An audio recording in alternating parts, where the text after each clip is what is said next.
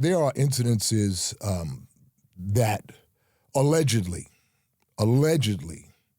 takes place where an officer, all right, sees a very attractive woman to him. He hits on her, because the inmate's not out there yet. The civilian comes, checked in, sit down. Inmate's housing area is notified that we have a visit for so-and-so. Send them down to the visit area. They then come down to the visit area. They change their clothes.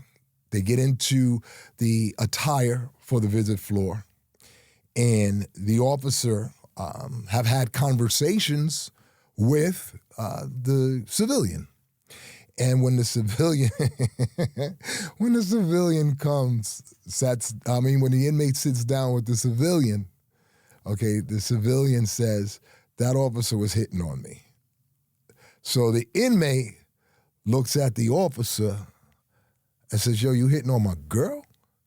And the officer's like, turn around and have your visit. Don't worry about it. He said, you hitting on my girl? Yo, me and you got beef. We got problems. And they go ahead and have this visit for an hour or whatever. And he keeps looking at the officer, looking at the officer, looking at the officer. Cool. After this point, visit's over. It's time for them to leave. The first person that leaves off the floor is usually the inmate. Once he or she is behind the gate, close the gate, whatever, then the civilian is allowed to leave.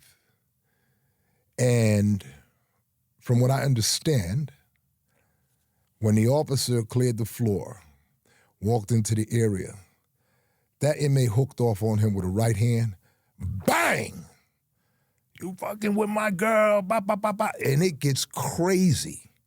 And at the end of the day, you can't do that, man. You're violating. She's not yours. She's not your girl. She's not your property. None of that. Don't give me that. No, I don't want to hear none of that.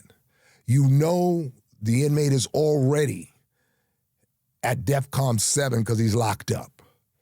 You already know that he's stressed out. You already know that he is just not a happy camper. And then you add that to it? Man, don't violate these people.